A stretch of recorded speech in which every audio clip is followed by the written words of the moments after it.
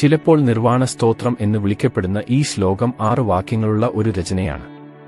ദ്വൈതവാദം അഥവാ അദ്വൈതം ആദരണീയനായ 8-ാം നൂറ്റാണ്ടിലെ തത്വചിന്തകൻ. ഈ വാക്യങ്ങൾ രചിച്ചത് അഹംഭാവത്തിനും ഭൗതിക ലോകത്തിനും അപ്പുറത്തുള്ള ആത്മസ്വഭാവത്തെ വിശദീകരിക്കാനാണ്. മനോബുദ്ധി അഹങ്കാര ചിത്താനി നഹം ന ച ശ്രോത്ര ജിഹ്വേ ന ച ഘ്രാണനേത്രേ ന ച വ്യോമഭൂമിർ ന തേജോ ന വായു ചിദാനന്ദ രൂപ ശിവോഹം ശിവോഹം. ഈ വരികൾ നമ്മുടെ അപ്പുറത്തേക്ക് നോക്കാൻ നമ്മെ പ്രേരിപ്പിക്കുന്നു. ഈ സൂചനകൾ ഉപേക്ഷിക്കുന്നതിന്റെ അർത്ഥമെന്താണെന്ന് ചിന്തിക്കുക. നിങ്ങൾ നിങ്ങളുടെ മനസ്സോ ചിന്തകളോ ഓർമ്മകളോ അല്ലെങ്കിൽ നിങ്ങൾ ആരാണ്? ഈ വാക്യം കൂടുതൽ ആഴത്തിൽ നീങ്ങുന്നു, ജീവശക്തിയും ജീവശ്വാസങ്ങളുമായുള്ള തിരിച്ചറിയലിനെ നിരാകരിക്കുന്നു.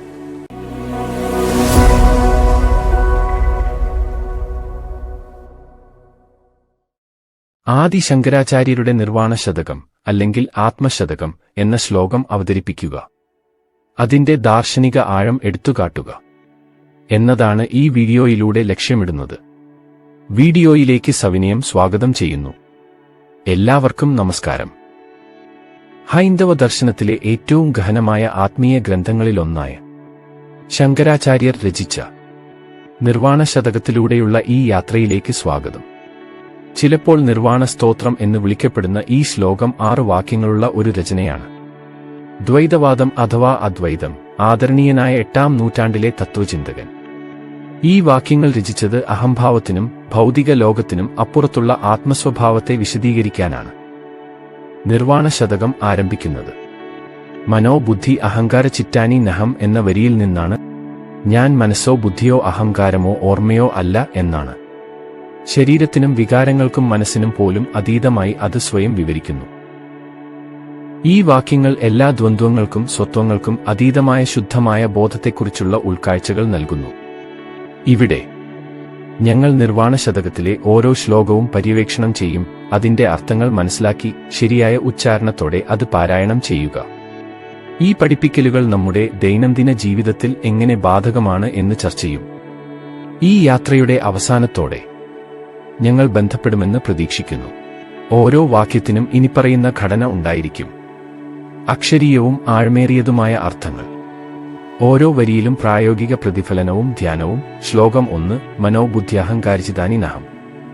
ഞാൻ മനസ്സോ ബുദ്ധിയോ അഹങ്കാരമോ ഓർമ്മയോ അല്ല. ആദിശങ്കരാചാര്യർ മനസ്സ്, ബുദ്ധി, അഹംഭാവം, ഓർമ്മ എന്നിവയുമായി സ്വയം തിരിച്ചറിയുന്നതിനെ നിഷേധിക്കുന്ന ആദ്യ ശ്ലോകത്തിൽ നിന്നാണ് നമ്മൾ ആരംഭിക്കുന്നത്. മനോബുദ്ധി അഹങ്കാര ചിത്താനി നഹം ന ച ശ്രോത്ര ജിഹ്വേ ന ച ഘ്രാണനേത്രേ ന ച വ്യോമഭൂമിർ ന തേജോ ന വായു ചിദാനന്ദ രൂപ ശിവോഹം ശിവോഹം. ഈ വരികൾ നമ്മുടെ അപ്പുറത്തേക്ക് നോക്കാൻ നമ്മെ പ്രേരിപ്പിക്കുന്നു. ഈ സൂചനകൾ ഉപേക്ഷിക്കുന്നതിന്റെ അർത്ഥമെന്താണെന്ന് ചിന്തിക്കുക. നിങ്ങൾ നിങ്ങളുടെ മനസ്സോ ചിന്തകളോ ഓർമ്മകളോ അല്ലെങ്കിൽ നിങ്ങൾ ആരാണ്? ഈ വാക്യം കൂടുതൽ ആഴത്തിൽ നീങ്ങുന്നു, ജീവശക്തിയും ജീവശ്വാസങ്ങളുമായുള്ള തിരിച്ചറിയലിനെ നിരാകരിക്കുന്നു.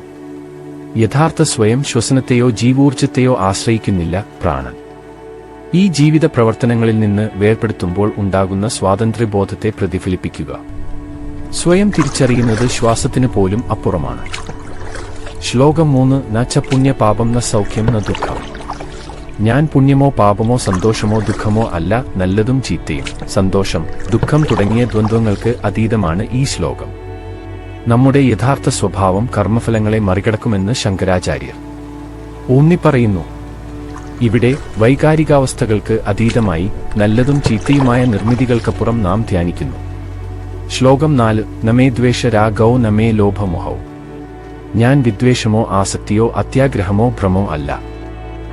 ആദി ശങ്കരാചാര്യർ കൂടുതൽ മുന്നോട്ട് പോകുന്നു.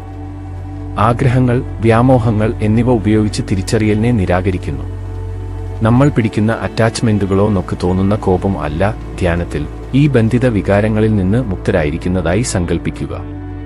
ശ്ലോകം 5 നമൃത്യുർ ന ശങ്കനമേ ജാതി ഭേദ. ഞാൻ മരണത്തിനോ സംശയത്തിനോ ജാതി വ്യത്യാസത്തിനോ വിധേയനല്ല. ഈ ശ്ലോകത്തിൽ ശങ്കരാചാര്യർ ഭയം, ജാതി വ്യത്യാസങ്ങൾ, സംശയം പോലും സ്വയം തിരിച്ചറിയുന്നതിൽ നിന്ന് നീക്കം ചെയ്യുന്നു. ശുദ്ധമായ ബോധത്തിന് മരണമോ വിഭജനമോ അറിയില്ല എന്ന ആശയത്തെ ഇത് പ്രതിഫലിപ്പിക്കുന്നു. ശ്ലോകം 6 അഹം നിർവികൽപോ നിരകാര രൂപോ.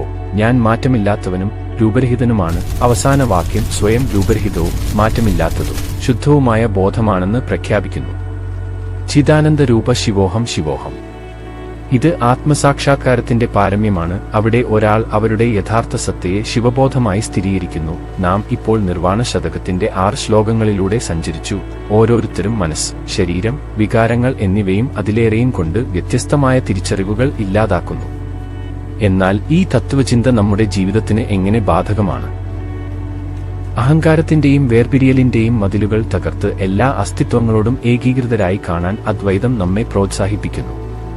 ദൈനംദിന ജീവിതത്തിൽ ഈ കാഴ്ചപ്പാടിന് അപാരമായ സമാധാനം നൽകാനും ഭൗതിക സ്വത്വങ്ങളോടുള്ള നമ്മുടെ ആസക്തി കുറയ്ക്കാനും നമ്മെ കേന്ദ്രീകരിക്കാൻ സഹായിക്കാനും കഴിയും. ഈ അറിവ് ഉപയോഗിച്ച് നമ്മുടെ വികാരങ്ങളെയും ചിന്തകളെയും അവയുമായി ബന്ധിപ്പിക്കാതെ നിരീക്ഷിക്കാൻ നമുക്ക് പഠിക്കാം. സന്തോഷവും സങ്കടവും താൽക്കാലികമാണെന്നും നമ്മുടെ സത്തയല്ലെന്നും മനസ്സിലാക്കുമ്പോൾ എല്ലാ സാഹചര്യങ്ങളിലും നമുക്ക് സന്തുലിതാവസ്ഥ നിലനിർത്താൻ കഴിയും. ഇനി നമ്മൾ പഠിച്ച കാര്യങ്ങളെക്കുറിച്ച് ധ്യാനിക്കാൻ കുറച്ച് നിമിഷങ്ങൾ എടുക്കാം. നിങ്ങളുടെ കണ്ണുകൾ അടച്ച് ആഴത്തിലുള്ള ശ്വാസം എടുക്കുക. മനസ്സ്, ബുദ്ധി അല്ലെങ്കിൽ അഹംഭാവം എന്നിവയെക്കുറിച്ചുള്ള ഏതെങ്കിലും ചിന്തകൾ വിടുക. ശിവോഹം ശിവോഹം എന്ന മന്ത്രത്തിൽ ശ്രദ്ധ കേന്ദ്രീകരിക്കുക. ശിവ, ഞാൻ ശുദ്ധമായ ബോധമാണ്. ഓരോ ശ്വാസത്തിലും ഏതെങ്കിലും തിരിച്ചറിവുകൾ ഉപേക്ഷിച്ച് ശുദ്ധവും അതിരുകളില്ലാത്തതുമായ ബോധത്തിലേക്ക് ആഴ്ന്നിറങ്ങുക.